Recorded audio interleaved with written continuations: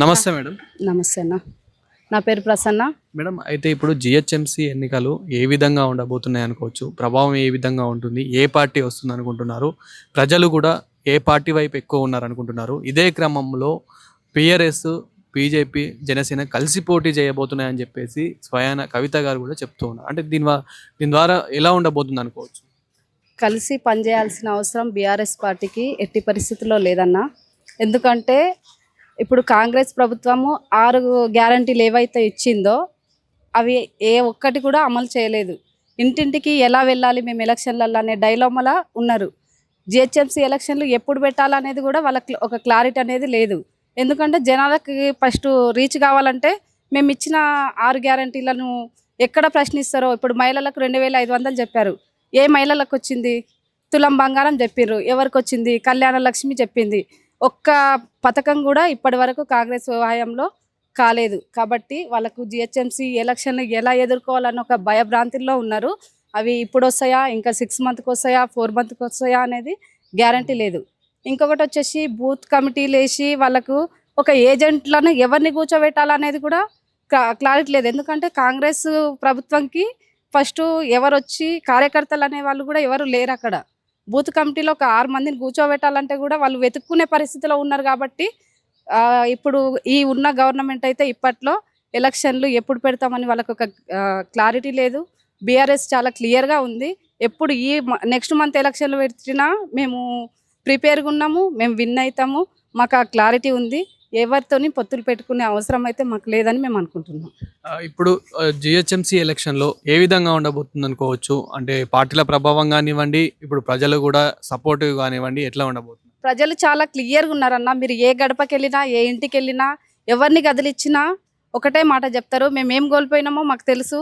అసలు కాంగ్రెస్ గవర్నమెంట్ ఎలా వచ్చిందో వాళ్ళే ఇంకా కన్ఫ్యూజన్లో ఉన్నారు, వాళ్ళు భ్రమలో ఉన్నారు. అసలు మేము గవర్నమెంట్లో ఉన్నామా లేదా, మా ప్రభుత్వమా కాదా అనే భ్రమలో ఉన్నారు.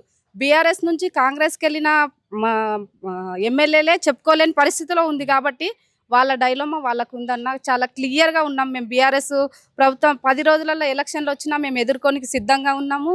మేము 100% మేము సీట్స్ అన్ని మేము కొట్టుకుంటాము. ఇక్కడ స్టేట్లో కాంగ్రెస్ ప్రభుత్వం ఉంది కాబట్టి ఇప్పుడు జిహెచ్ఎంసీలో మరి బీఆర్ఎస్ని కానీ మిగతా పార్టీలను కానీ సపోర్ట్ చేస్తారు అనుకోవచ్చా ప్రజలు?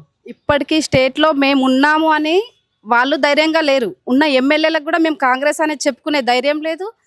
ప్రభుత్వం మాదే అనే ధైర్యం కూడా వాళ్ళకి లేదు. కాబట్టి వాళ్ళు ఉన్నారని నామమాత్రంకే ఉన్నది. జనాలకు కూడా లేదు, కాంగ్రెస్ ప్రభుత్వం అనే ఎక్కడా లేదు.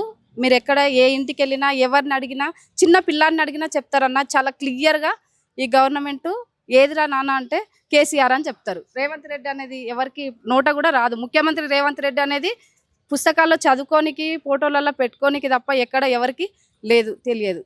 జిహెచ్ఎంసీ పనులు మనకి గత ప్రభుత్వంలో ఏ విధంగా జరిగాయి, ఈ ప్రభుత్వంలో ఏ విధంగా జరుగుతున్నాయని చెప్పేసి ముఖ్యంగా వర్షాకాలంలోనే మనకు కనిపిస్తూ ఉంటాయి. సో ఇప్పటికీ మీరు ఏమంటారు ఆ పనుల గురించి? ఏమంటారు? మా బస్సుకి వచ్చి చూడండి అన్న, జిహెచ్ఎంసీ ఎలక్షన్లు ఎలా ఎదుర్కొంటారు అనేది లైవ్లో ఇప్పుడే ఇక్కడ స్పాట్లో నిలబడ్డప్పుడే నేను లైవ్ లొకేషన్ చెప్తా. మీరు వెళ్ళి మీరు చూడొచ్చు. అక్కడికి వెళ్ళి నిల్చోలేని పరిస్థితి.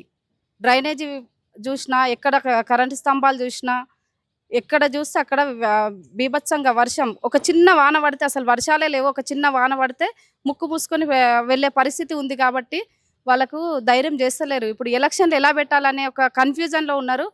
వాళ్ళు ఎప్పుడు పెడతారు అనేది లేదు. కాకపోతే ఎప్పుడు పెట్టినా మా బీఆర్ఎస్ ప్రభుత్వం అయితే ముందు ఉంటుంది. మేము 100% విన్ అవుతాం, ఇది ఫిక్స్. Thank you. జై తెలంగాణ. నమస్తే అన్న. నమస్తే, నా పేరు బండా రాజేష్ యాదవ్ అన్న. అన్న, అయితే ఇప్పుడు రాబోయే జిహెచ్ఎంసీ ఎన్నికల్లో బీఆర్ఎస్, జనసేన, బీజేపీ కలిసి పోటీ చేయబోతున్నారని చెప్పేసి చెప్తూ ఉన్నారు. దీని గురించి మీరేమంటారు? ముఖ్యంగా స్వయాన కవిత గారే ఇట్లాంటి కామెంట్స్ అయితే చేస్తూ ఉంది.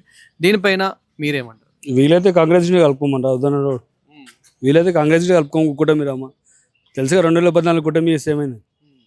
పబ్లిక్ మన వైపు ఉన్నారు, అభివృద్ధి వైపు ఉన్నారు. మీరు 10 సంవత్సరాల పాలన చూసుకోండి, ఇప్పుడు ఈ 2.5-3 సంవత్సరాల పాలన చూసుకోండి. ఈ కాంగ్రెస్ ప్రభుత్వం వచ్చిన తర్వాత ఒక్క డెవలప్మెంట్ ప్రోగ్రామ్ ఏమైనా చేసిరా? ఒక ఫ్లైఓవర్ కట్టిరా? ఐటీ కంపెనీలు ఎన్ని వెళ్ళిపోయినాయి మన దగ్గర నుంచి? మద్రాసు వెళ్ళిపోయినాయి, గుజరాత్ వెళ్ళిపోయినాయి. ఉపాధి తగ్గిపోతుంది. అప్పుడు నా ఫ్లైఓవర్లు కానీ ఇప్పుడు ట్రాఫిక్ ఎంత పెరిగిపోయింది సిటీలో. కంట్రోల్ లేదు, ల్యాండ్ కంట్రోల్ లేదు, ఏం లేదు. ఎంతసేపు నెలకు సంచులు పంపించాలి, సీఎం కుర్చీ కాపాడుకోవాలి. ఆనందం. అసలు ఈ జిహెచ్ఎంసీ ఎలక్షన్స్ పరిస్థితి ఏంది? అసలు ఉంటాయా, ఉండయా, అసలు ఎప్పుడు ఉంటాయి అనుకోవచ్చు? అసలు ఏంటి పరిస్థితి? ఇప్పటికే చాలా లేట్ అయిపోయింది.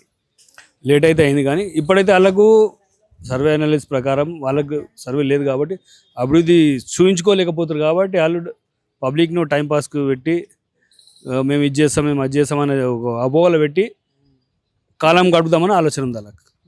అది అంటే ఇప్పుడు ప్రజలు అనుకున్నట్టు నిజంగానే ఒకవేళ ఇలా కూటమితో కనుక పోటీ చేస్తే ఏ విధంగా ఉంటుంది అనుకోవచ్చు? పబ్లిక్ డిసైడ్ అయి ఉన్నారు. పబ్లిక్ డిసైడ్ ఉన్నారు ఆల్రెడీ. ఎవరికి ఓటు అనేది పబ్లిక్ డిసైడ్ అయి ఉన్నారు. అభివృద్ధి చూస్తున్నారు. గత అభివృద్ధి, ఇప్పుడు జరుగుతున్న అభివృద్ధి. పబ్లిక్ ఈరోజు సోషల్ మీడియా వెనకటి కాలం కాదు. ఒక పేపర్ రాసి పంపిస్తే అది తెల్లారి ప్రింట్ అయ్యి వచ్చేంత వరకు అట్లేదు. నిమిషాలు ఏమేమి జరుగుతుందో పబ్లిక్ తెలుసు. కాబట్టి పబ్లిక్ అనాలిసిస్ చేసుకుంటారు. గత అభివృద్ధి, ఇప్పుడు అభివృద్ధి, గత ప్రభుత్వం వ్యవసాయం, ఇప్పుడున్న వ్యవసాయ పరిస్థితులు, కరెంటు సమస్యలు, అన్ని ఆలోచనలు ఉన్న పబ్లిక్. మనం ఏం టెన్షన్ తీసుకోవాల్సిన లేదు. బీఆర్ఎస్ వైపు ప్రజలు ఉన్నారు. 100% మేయర్ మాదే, సీఎం రాబోయే సీఎం గిట్లా మాదే. మరి రాబోయే సీఎం మరి కేసీఆర్ గారా, కేటీఆర్ గారా అంటే ఏం చెప్తారా? అది పార్టీ నిర్ణయిస్తుంది, అధిష్టానం నిర్ణయిస్తుంది. తప్పకుండా కేసీఆర్ గారు. అది దాంట్లో కాంట్రవర్సీ ఏం లేదు. కేసీఆర్ గారే ఉంటారు. ఆయన నిండి నూరేళ్ళు మంచిగా చల్లగా ఉండాలి. అంటే కేసీఆర్ గారు అనుకుంటే ఒక కూటమినే తయారు చేస్తారు అని చెప్పేసి కూడా వ్యాఖ్యలు చేస్తున్నారు కదా, దీనిపైన ఏమంటారు? 100% ఆ శక్తి దేశ ప్రధానమంత్రి సత్తా ఉంది ఆయనకు, ఉంది ఆ నాలెడ్జ్ ఉంది ఆయనకు, అనుభవం ఉంది. తెలంగాణ సాధించుకొచ్చి 10 ఏళ్ళు ఏ మొహమాటం లేకుండా 6 నెలల లోపల నీకు కరెంటు నిర్విరామంగా కరెంటు వ్యవసాయం ఎక్కడ ఇచ్చిరా రైతులకు? ఇప్పుడు ఇస్తురా? లేదు కదా. అంటే ఒక అనుభవం ఉన్న వ్యక్తి ఉంటే ఇల్లు మంచిగా నడుస్తుంది అనమాట.